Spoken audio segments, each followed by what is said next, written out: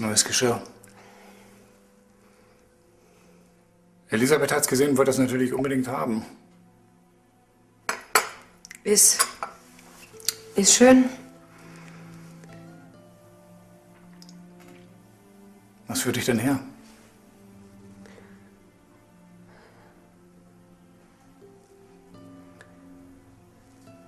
Ich wollte fragen, ob ich für eine Weile hier bleiben kann.